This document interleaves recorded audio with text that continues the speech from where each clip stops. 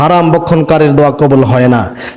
মনে রাখুন, যেই মালের জাকাত বের করা হয়নি এই মালের ভিতরে গরিবের সম্পদ রয়ে গেছে। কার সম্পদ রয়ে গেছে? গরিবের অর্থ রয়ে গেছে।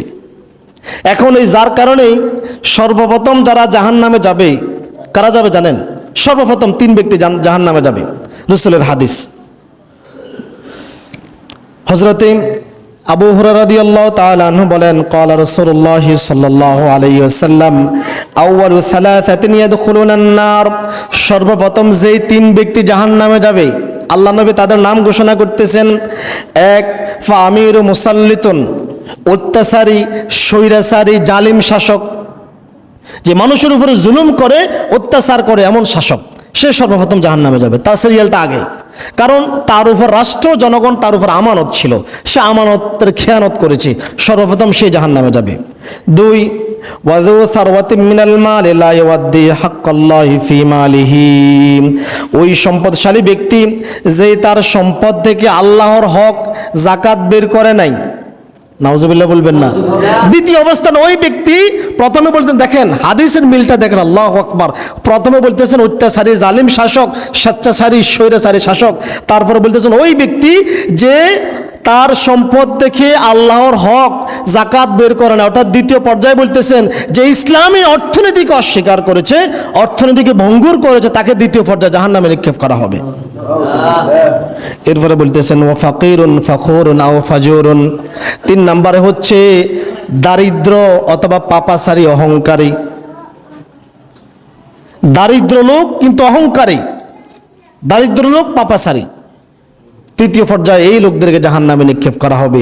এখন চিন্তা করে দেখেন তো, আমরা সুদভিত্তিক অর্থনীতি আজকে ডুবে আছি, আর আমরা মনে করতেছি, আচ্ছা বলেন তো, জাকাত দিছে, জাকাত দিতে দিতে একটা লোক দেউলিয়া হয়ে মারা গেছে, এমন দেখছেন আপনারা? আমি দেখি নাই, ইতিহাসকে বলতেও পারবে না। কিন্তু সুদখোর সুদ খাইতে খাইতে খাইতে খাইতে খাইতে গলা পর্যন্ত খাইছে, এরপরে মরার আগে দেউলিয়া হয়ে মারা গেছে। হাজার হাজার প্রমাণ আছে, আমি বলতে পারবো, আমার নিজের চোখের সামনে দেখা।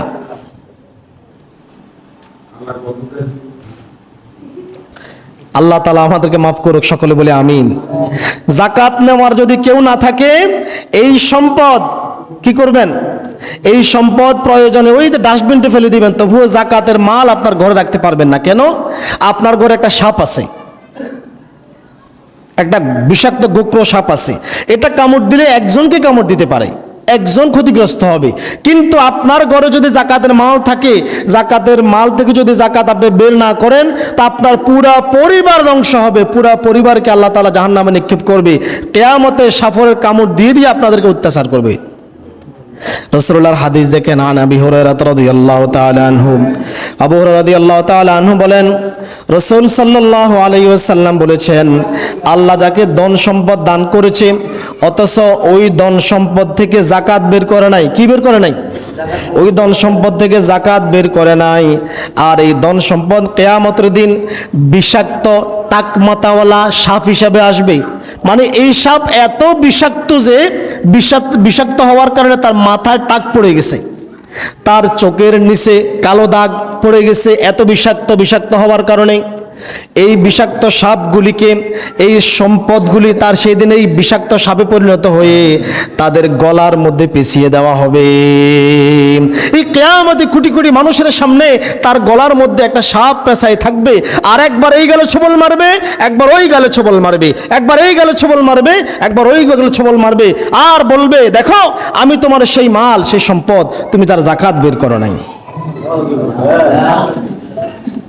যেই সম্পদ সংরক্ষণ করতেছেন উপকারের জন্য, এটা যদি বিপদের কারণ হয়, এই সম্পদের কি প্রয়োজন? আপনি কি জেনে শুনে বুঝে আপনার ঘরে একটা গ্রেনেড বোমা রাখবেন? কথা বলেন। কেউ কি কারো ঘরে একটা বোমা রাখবে জেনে শুনে? এমন জিনিস রাখবে যেটা বিস্ফোরিত হবে, যেটা থেকে আমার ছেলে মেয়ে ক্ষতিগ্রস্ত হবে, এমন কিছু রাখবেন? তাহলে এমন সম্পদের কি প্রয়োজন যেই সম্পদের যাকাত বের না করে পুরা পরিবার জাহান্নামে নিক্ষিপ্ত হবে?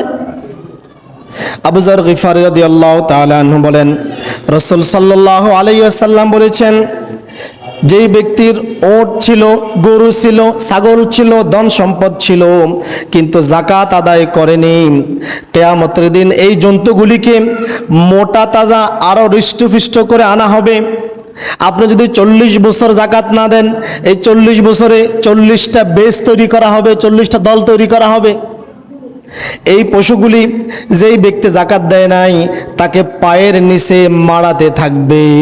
মাড়ানি পর্যন্ত, দান মাড়ায় না, কেউ দান নেওয়ার পরে এরপরে কি করে, ফাইন নিচে রাখি যেগুলা কুটা থাকে এগুলো কি করে, মাড়ায় না। এই পশুগুলি ঠিক এভাবে মাড়াইতে থাকবে।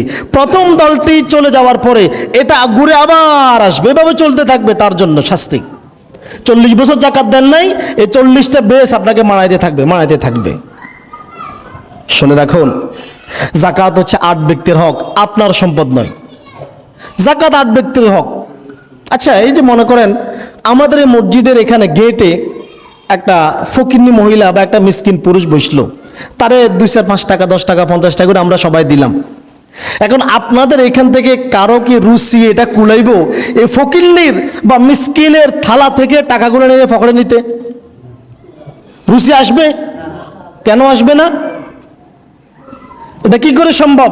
তাহলে আপনার সম্পদের ভিতরে জাকাতের অর্থ আছে, মানে আপনি ফকিরের টাকা মেরে দিছেন, মিসকিনের টাকা মারি দিছেন। কথা কি বুঝে আসে নাই? কার কার টাকা মারছেন জানেন? হায় হায় রে, এত নিম্নমানের রুচি যারা জাকাত দেয় নাই। আল্লাহ তাআলা সূরা তাওবা 60 নং আয়াতে আল্লাহ তাআলা বলতেছেন, ইন্নামাস সাদাকাতু লিল ফুকারাই, জাকাত হচ্ছে ফকিরের জন্য। কার জন্য? ওয়াল মাসাকিন, মিসকিনদের জন্য। ওয়াল আমিলিনা আলাইহা, রাষ্ট্রীয়ভাবে জাকাত আদায়কারী কর্মচারীদের জন্য।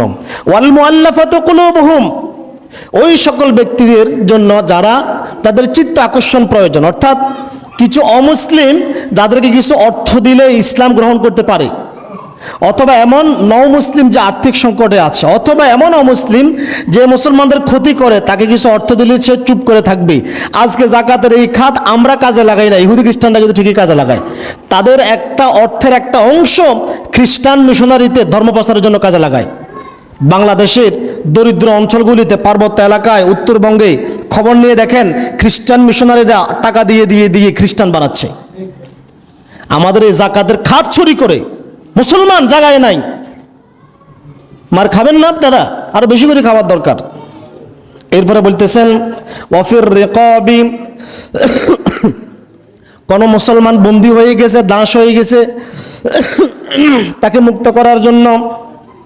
ওয়াল গারিমিনা, ঋণগ্রস্ত ব্যক্তি যার ঋণ পরিশোধের সামর্থ্য নাই, তাকে ঋণ পরিশোধ করার জন্য অর্থ দিবে। ওয়া ফি সাবিলিল্লাহ, আল্লাহর রাস্তায়, অর্থাৎ কেউ আল্লাহর দ্বীন প্রতিষ্ঠিত করার জন্য জিহাদ করতেছে, বই লেখে, মিডিয়ার মাধ্যমে যেভাবে হোক ইসলাম প্রতিষ্ঠিত করার জন্য, প্রসার করার জন্য চেষ্টা করতেছে, তাদেরকে জাকাত দেওয়া যাবে। ওয়াবনিস সাবিল, মুসাফির ব্যক্তির জন্য। কার জন্য?